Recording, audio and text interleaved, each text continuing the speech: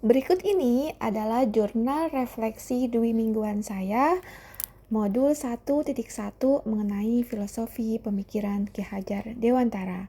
Sebagai fasilitator saya Ibu Rina Erlita dan sebagai pengajar praktik yaitu Ibu Kartini. Saya izin record dulu. Saya ulang ya, Bapak Ibu baru di record. Baik, Bismillahirrahmanirrahim. Insya Allah hari ini saya sendiri akan memaparkan mengenai diseminasi budaya positif yang ada di sekolah kita masing-masing, bagaimana kita mengimplementasikan pembelajaran kurikulum merdeka yang sudah jauh sebelum kemerdekaan kita sudah dicanangkan oleh Bapak Pendidikan kita yaitu Ki Hajar Dewantara. Salah satunya adalah budaya positif. Saya ulangi, mari kita buka diseminasi pagi ini dengan kita bersama-sama mengucapkan basmalah. Bismillahirrahmanirrahim.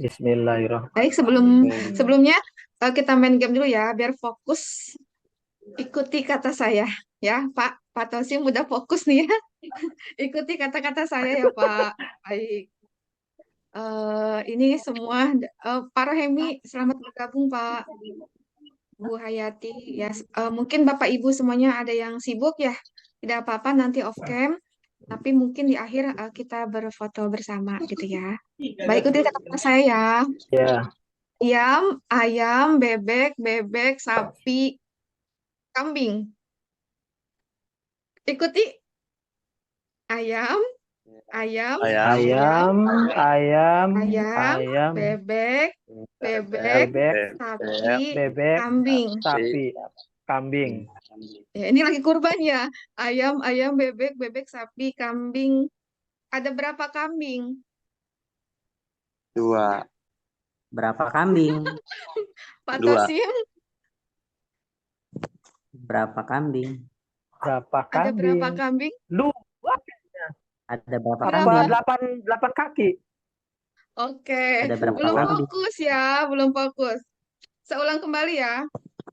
Mungkin ini masih suasana Idul Adha kurban ya. Sapi, sapi, sapi, kambing, kambing, kambing, kambing, unta. Ada berapa sapi? Tiga. Ada berapa Ya. sapi? Ada berapa Ada sapi? 3 ya. Ikutin kata-kata saya Ada ya. berapa Ulangi ya. sapi? Ulangi ya. Ada 4. Pak Tosi Ada masih 4. pusing ya. Ada 4. Oke, ikutin Ada berapa kata-kata saya, Bu sapi? Indah ya. Ikuti Ada ya. berapa Sapi, sapi? sapi, sapi, kambing, kambing, unta. Ikutin kata saya coba. Sapi, sapi, sapi. Sapi, sapi, Sapi, sapi. sapi, sapi, sapi, kambing, kambing, kambing, onta. Ada berapa sapi? Ada berapa sapi? Oke, ada Ada berapa berapa sapi ayam? jawabannya ya? Eh, Oke, tidak perlu dihitung ya Bu Indah 100 ya. Baik, alhamdulillah itulah Yeay. tadi ya dapat 100 ya Bu. Mari kita langsung ke diseminasi kita di Kumpulin pagi Bu hari Indah ini. 100-nya.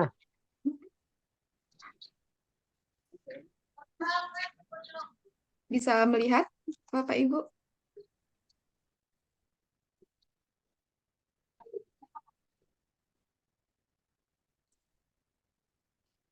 Baik ya.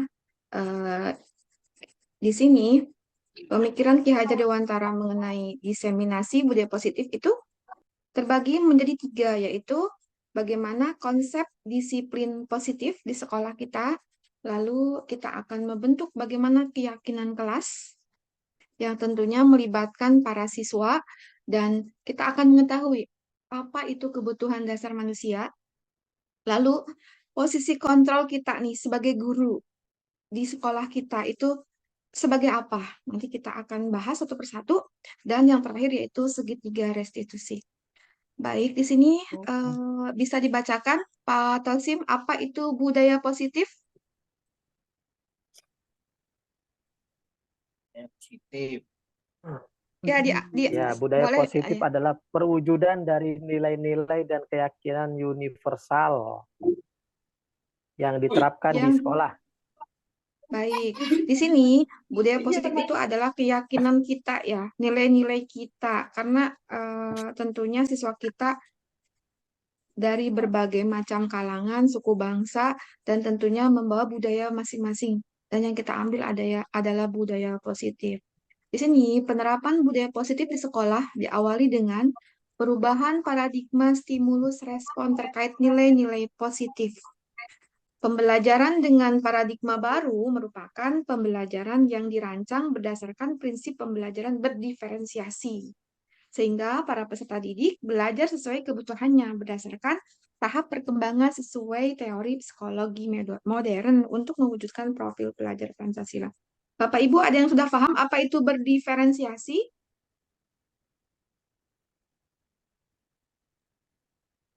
Berdiferensiasi adalah kita sebagai guru itu mengaplikasikan, mengajar siswa itu sesuai dengan bakat siswa kita masing-masing. Jadi siswa itu kita kelompokkan nih. Ada siswa yang audio, ada siswa yang visual, ada yang siswa yang hanya menulis. Nah, itu kita harus sesuai dengan kebutuhan siswa masing-masing dalam memberikan materi pembelajarannya. Yang pertama yaitu konsep disiplin positif. Langkah awal dalam menumbuhkan budaya positif di sekolah yakni kita harus menerapkan disiplin positif. Disiplin positif adalah perilaku disiplin yang motivasinya berasal dari dalam diri siswa, bukan karena hukuman atau hadiah. Nah, Bapak Ibu di sini kita harus bisa memberikan pemahaman kepada siswa bahwa apa yang siswa lakukan itu bukan karena iming-iming atau bukan karena hukuman. Jadi sudah tumbuh dari hati nurani siswa tersebut, dari kesadaran siswa tersebut. Nah, ini tentunya sangat sulit ya.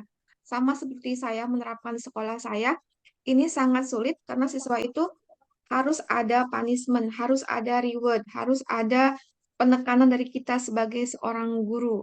Nah, ini tentunya kita belum menerapkan konsep disiplin secara positif. Nah, di sini disiplin positif itu mengacu pada disiplin diri yang memiliki tanggung jawab terhadap apa yang dilakukan berdasarkan nilai-nilai yang diyakini. Yang kedua, disiplin positif merupakan salah satu cara penerapan disiplin yang bertujuan untuk menumbuhkan kesadaran serta memberdayakan peserta didik tanpa imbalan. Jadi bagaimana caranya kita itu membuat siswa itu mau melaksanakan peraturan sekolah tanpa meminta imbalan atau tanpa adanya iming-iming imbalan.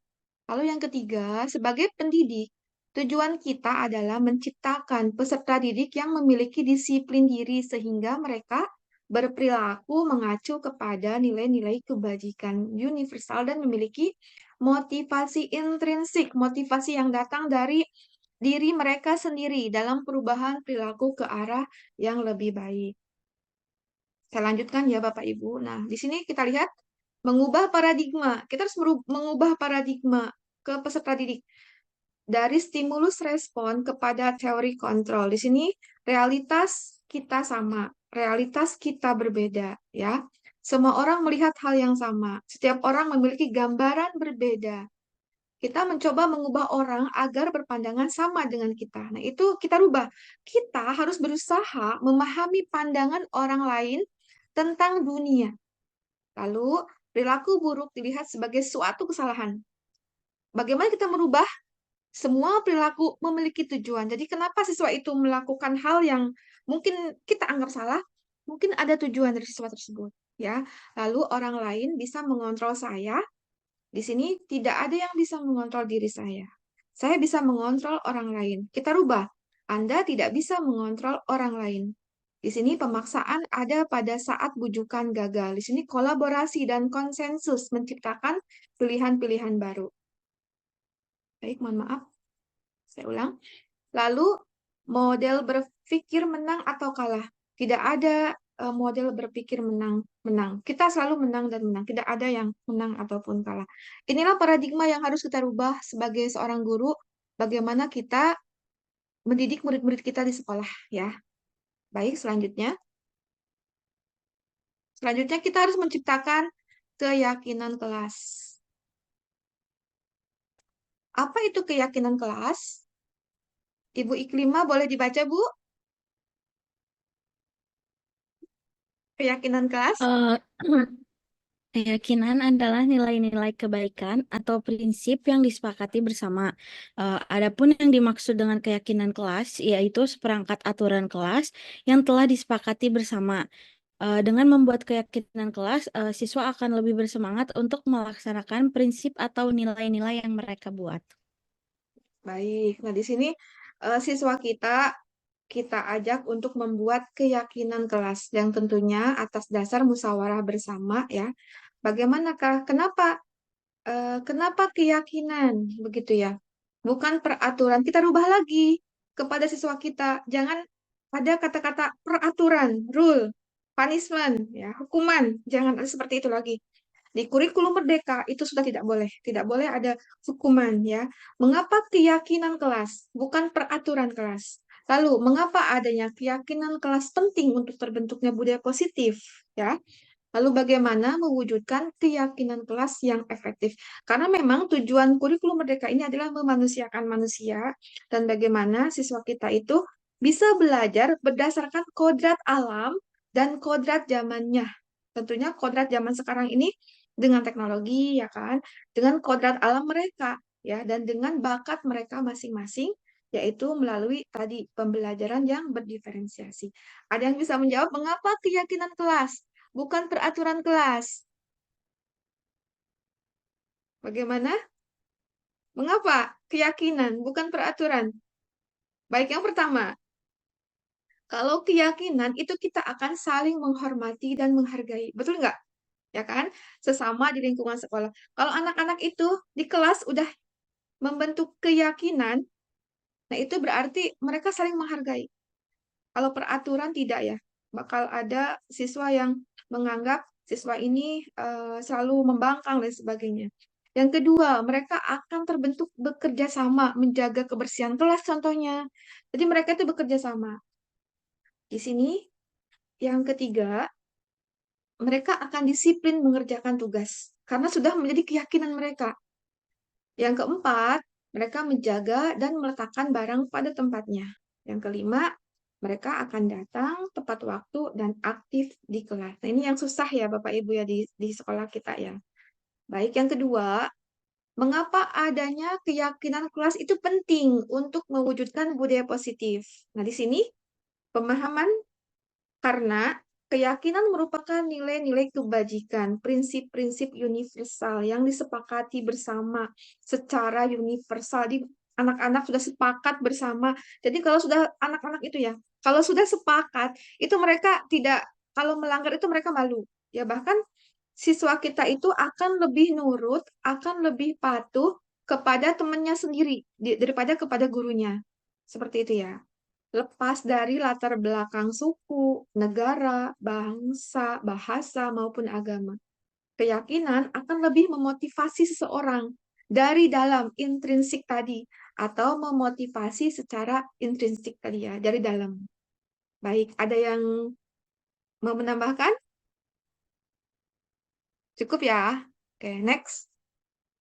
Bagaimana kita membentuk keyakinan kelas kepada siswa kita? Satu, kita harus bersifat abstrak. Lalu kedua, berupa pernyataan universal. Yang ketiga, dibuat dalam pernyataan positif. Yang keempat, sedikit agar mudah diingat. Jadi kalau membuat sebuah, bukan peraturan ya, keyakinan atau rule ya, itu jangan terlalu panjang kalimatnya. Lalu sesuai dengan kondisi kelas dan sekolah. Contohnya kalau sekolah saya mengenai tahfiz Quran, tentunya tentang tahfiz Quran. Ya, kalau sekolah Bapak Ibu mungkin mengajar di kelasnya itu anak-anaknya kebanyakannya main handphone dan lain sebagainya. Dia ada keyakinan kelas, ada kesepakatan kelas saat pembelajaran tidak ada handphone gitu ya. Saat pembelajaran harus rapi, saat pembelajaran harus seperti apa. Lalu yang keenam, sesuai semua warga sekolah atau warga kelas dilibatkan saat membuat keyakinan kelas tersebut. Jadi jangan hanya ketua kelasnya aja, tentunya harus ada wali kelas dan gurunya. Baik, lalu apa sih tolak ukurnya dan tujuannya dari keyakinan kelas yang kita buat itu? Di sini, murid akan bertanggung jawab menjalankan keyakinan kelas yang telah disepakati. Timbulnya pembelajaran yang menyenangkan. Dari disiplin positif, timbulnya hubungan harmonis antara guru dan murid. Nah, ini ya, yang sangat saya idam-idamkan itu. Jadi guru dan murid itu bukan sebagai teman, kadang ada sebagai orang tua, ya, ada yang sebagai coach seperti itu. Mereka dekat. Jangan sampai murid-murid kita itu takut kepada kita, takut curhat, jadi punya masalah tidak mau sharing kepada kita, kepada gurunya. Nah, di sini tujuannya yaitu menumbuhkan dan menguatkan karakter positif, meningkatkan nilai-nilai kebajikan dalam pembelajaran, menjadikan siswa pribadi yang kritis, penuh hormat, dan bertanggung jawab.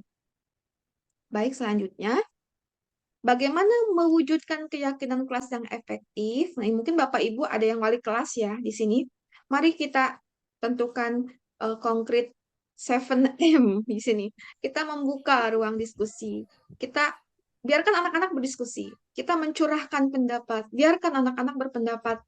Semua mereka nanti kita eliminasi, kita kelompokkan pendapat-pendapatnya, lalu kita merumuskan keyakinannya. Lalu kita meninjau ulang tolak ukurnya, apakah ini layak atau tidak ya kita laksanakan. Lalu kita membuat pernyataan dan menandatangani, lalu kita memajangnya di kelas sebagai wali kelas ya. Kita memajang di kelas kita. Di sini ada curah pendapatnya mengerjakan tugas, contohnya tepat waktu, belajar dengan serius, datang tepat waktu, sopan kepada guru dan siswa, tidak memotong pembicaraan atau berjiwa korsa. Ini contoh ya dari saya ya. Nah, di sini apa sih nilai kebajikannya? Ini kebetulan kemarin saya dengan anak-anak kelas 11 Putri, nilai kebajikan dari kita membentuk keyakinan kelas adalah belajar bahwa kami meyakini bahwa mengerjakan segala pekerjaan atau mengikuti kegiatan yang telah ditugaskan adalah hal yang penting. Jadi anak-anak itu tahu kalau itu hal penting diselesaikan. Lalu saling menghormati. Kami meyakini bahwa menghormati antar sesama adalah hal yang penting. Mereka akan saling menghormati. Karena di SMA ini sangat rentan ya, ada yang memanggil nama orang tuanya, ada yang maaf ya tangannya masih ke kepala, ada yang masih menyembunyikan barang-barang temennya, itu kenakalannya luar biasa. Dan mereka bisa berbagi. Berbagi di sini, mereka akan meyakini bahwa berbagi perhatian dan kepedulian adalah hal yang penting. Bukan hanya berbagi makanan, berbagi ilmu, dan berbagi materi ya. Tapi di sini kita berbagi perhatian, kepedulian kepada sesama. Karena kadang ada anak yang tidak peduli gitu. Contoh, temennya jatuh, diem saja, ya kan?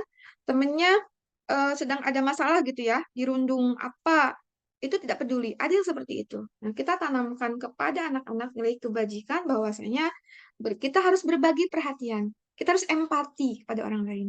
Kita harus peduli dengan masalah orang lain. Ya. Dan kita harus bisa membantu mereka. Oke, next Bapak Ibu. Nah, selanjutnya mari kita lihat kebutuhan dasar manusia. Apa aja sih kebutuhan dasar manusia? Ada yang bisa menjawab?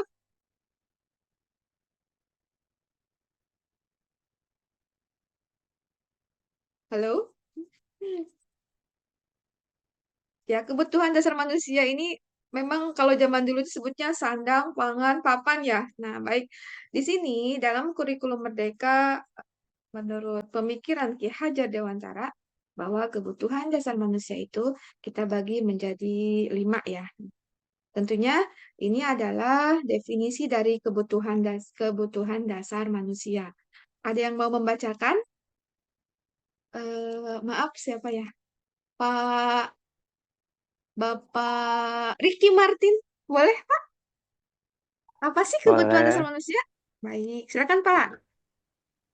Kebutuhan dasar manusia adalah segala sesuatu yang kita lakukan untuk mendapatkan apa yang kita inginkan. Seluruh Baik. tindakan yang kita lakukan memiliki tujuan tertentu. Seluruh tindakan yang kita lakukan memiliki tujuan tertentu dan semua urusan terbaik yang kita lakukan adalah dalam rangka agar kebutuhan dasar kita terpenuhi dengan baik. Baik, terima kasih ya Pak. Nah, di sini ada 5 kebutuhan dasar manusia. Saya percepat ya. Ini menurut Ki Hajar Dewantara, yaitu kita butuh bertahan hidup. Betul ya, Pak? Kita butuh kasih sayang dan rasa diterima. Kita butuh penguasaan. Kita butuh kebebasan. Kita butuh kesenangan. Nah, anak-anak kita itu butuh semuanya. Mereka butuh makan, pakaian, tempat tinggal, keamanan, kesehatan. Mereka butuh rasa diterima, dipedulikan, berbagi, kerjasama, bagian dari kelompok, ya. Mereka butuh harga diri, keinginan untuk dianggap, memimpin, berprestasi, diakui, didengar. Mereka juga ingin mandiri, memiliki pilihan, mencoba hal baru, mampu mengendalikan arah dari dirinya. Lalu terakhir mereka pasti senang bermain, humor ya, antusiasme ataupun tertawa. Inilah kebutuhan dasar peserta didik kita yang harus kita penuhi di sekolah tentunya ya. Lanjut. Di sini motivasi perilaku manusia. Di sini manusia itu anak-anak kita motivasinya satu, untuk menghindari ketidaknyamanan. Kedua, untuk menjadi orang yang mereka inginkan dan menghargai diri sendiri dengan nilai-nilai yang mereka percaya. Yang ketiga, untuk mendapatkan imbalan penghargaan dari orang lain. Ini lumrah ya, yang ada di hati masing-masing manusia, begitu ya. Lalu sekarang yang keempat, kita posisikan kita sebagai guru. Saya percepat ya Bapak Ibu, karena waktu. Di sini ada 5 posisi kontrol guru kita nih. Kita yang mana nih? Yang pertama, penghukum. Kadang guru itu penghukum. Lalu membuat merasa bersalah kepada siswa. Betul ya? Lalu guru itu sebagai teman. Lalu pemantau. Dan yang terakhir adalah sebagai manajer. Contohnya, di sini ada kasus siswa tidak memakai atribut lengkap saat upacara bendera. Di sini penghukum. Di sini kalau kita menghukum, kita akan menyuruh anak hormat pada bendera selama 1 jam. Itu kita menghukum ya. Lalu kita membuat merasa bersalah. Sudah berapa kali Bapak harus memberitahu kamu? Kamu selalu mengecewakan Bapak. Jadi anak tuh dengan kata-kata seperti itu akan merasa bersalah, ya kan? Tapi ini kita lihat, kita sebagai teman. Ayo dong, ikuti aturan sekolah. Tolong bantu Bapak ya. Sekali ini ya, sudah tidak baik, tidak apa-apa. Lain kali jangan berbuat seperti itu lagi ya. Nah ini biasanya saya di sini sebagai teman ya. Tapi kalau sudah tahap si anak itu mungkin melanggar dan sebagainya, di sini saya membuat merasa bersalah dahulu sebelum ke penghukum. Baik, next. Silakan Ibu Hayati Nufus dibaca konsep posisi kontrol guru. Ya. Konsep posisi kontrol guru pertama kali diperkenalkan oleh Diane Goshen dalam bukunya yang berjudul Restitution, Reproducing School Discipline. Diane Goshen berpendapat bahwa penting bagi guru untuk meninjau kembali pendekatan disiplin yang diterapkan di dalam kelas. Goshen memiliki kesimpulan berdasarkan riset dan teori kontrol dari Dr. William Glasser bahwa terdapat 5 posisi kontrol yang sering digunakan oleh guru, orang tua, atau atasan dalam mengendalikan perilaku individu. Baik, terima kasih Ibu ya. Jadi ini tentang posisi kontrol. Sekarang nih ada contohnya. Posisi kontrol, apakah aku, ya, coba Pak Tosim yang pertama. Apa kamu tidak kasihan dengan ibu? Itu yang mana Pak? Yang 5 tadi Pak. Yang mana Pak? Dapat 100 nih Pak. Tidak kasihan dengan ibu. Anggap Bapak beri saya. Apa tuh? Oh gitu-gitu. Ya, itu yang mana Pak? Kamu tidak. Apa rencanamu untuk menyelesaikan masalah ini? Yang ini Pak, yang apa kamu tidak kasihan dengan ibu? Nah ini termasuk posisi kontrol yang mana Pak? Maaf. Yang ini Pak. Posisi. Apa kamu tidak kasihan dengan ibu? Nah, coba itu yang mana tuh? Pak Riki? Membuat anak bagaimana tuh kalau Bingung. mendengar kita seperti itu? Apa kamu tidak kasihan nak dengan Bapak gitu? Gimana tuh? Itu yang mana? Anak merasa bagaimana tuh? Biasanya Hanya. anak udah mulai pikir agak bersalah biasanya. Udah Betul, mulai agak 100 bersalah. buat Pak Riki ya. Anak akan merasa bersalah ya. Selanjutnya, apa rencanamu untuk menyelesaikan masalah ini? Siapa ya? Bu Indah, siapa ya? Ini ini yang mana nih?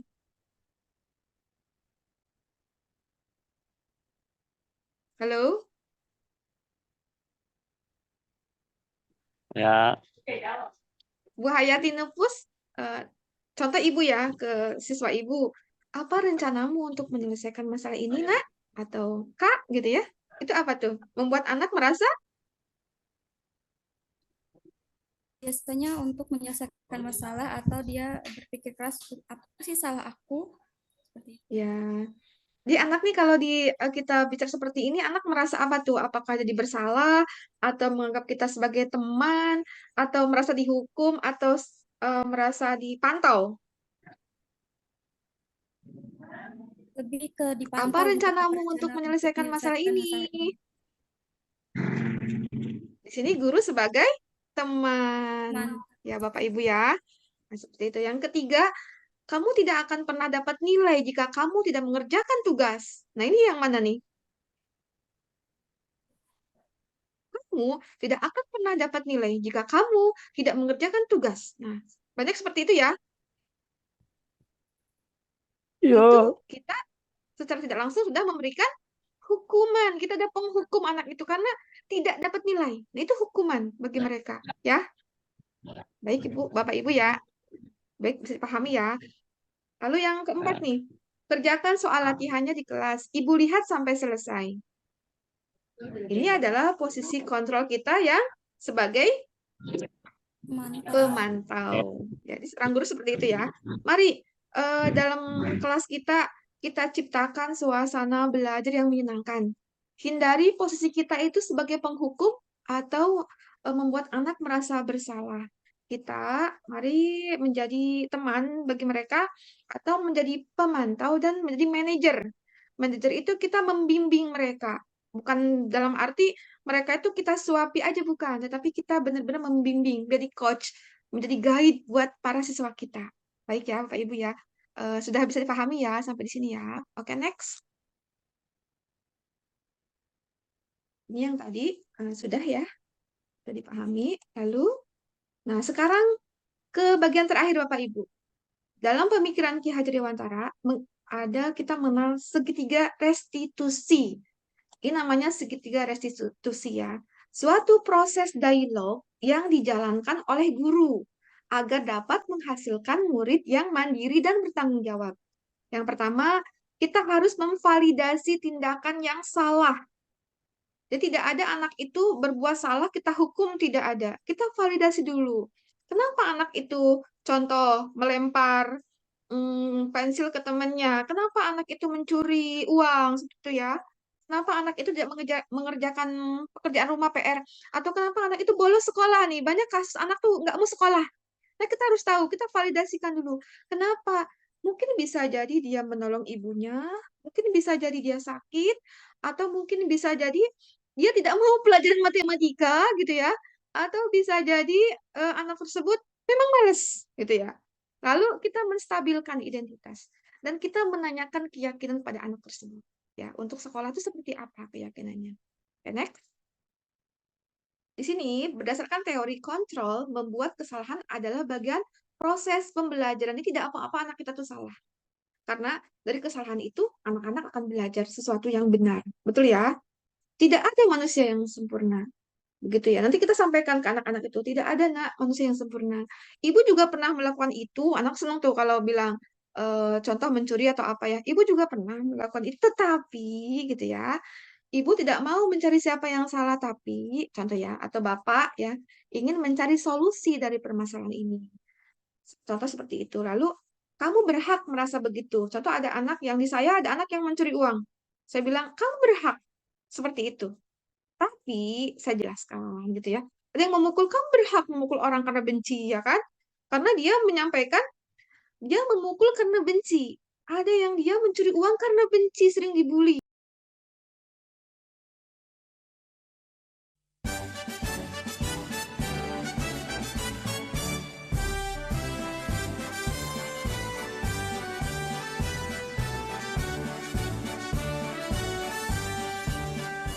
Bulatkan tekad, kuatkan hati,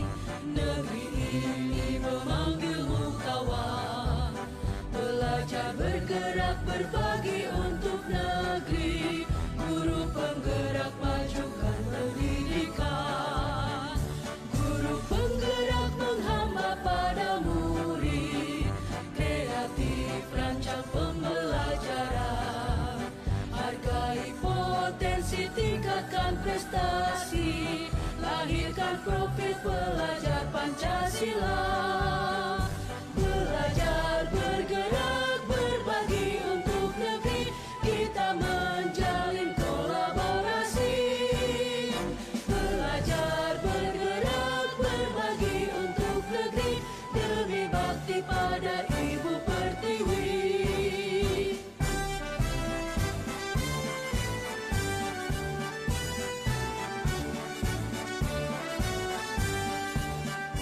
Bulatkan tekad, kuatkan hati, negeri ini memanggilmu kawan.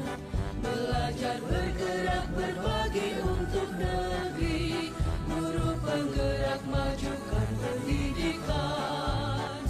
Guru penggerak menghamba pada murid, kreatif rancang pembelajaran.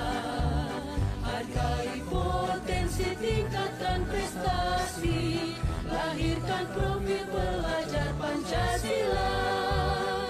Belajar, bergerak, berbagi untuk negeri, kita menjalin kolaborasi. Belajar, bergerak, berbagi untuk negeri, demi bakti pada Ibu Pertiwi. Belajar, bergerak, berbagi untuk negeri, kita menjalin kolaborasi. Belajar, bergerak, berbagi untuk negeri, demi bakti pada Ibu Pertiwi. Demi bakti pada Ibu Pertiwi.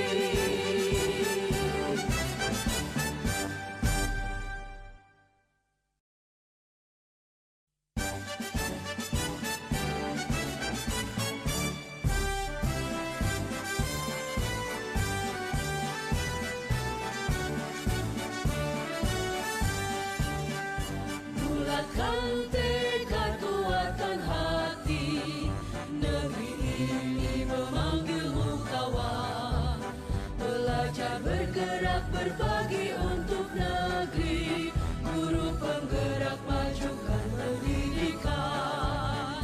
Guru penggerak menghamba pada murid, kreatif rancang pembelajaran.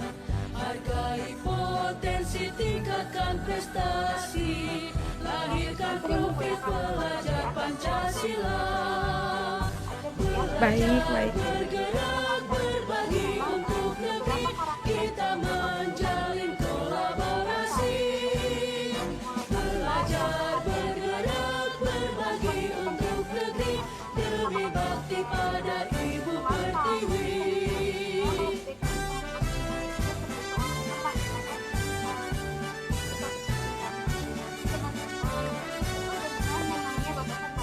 Bulatkan tekad, kuatkan hati, negeri ini memanggilmu kawan. Belajar, bergerak, berbagi untuk negeri, guru penggerak, majukan pendidikan. Baik Ibu, terima kasih. Guru penggerak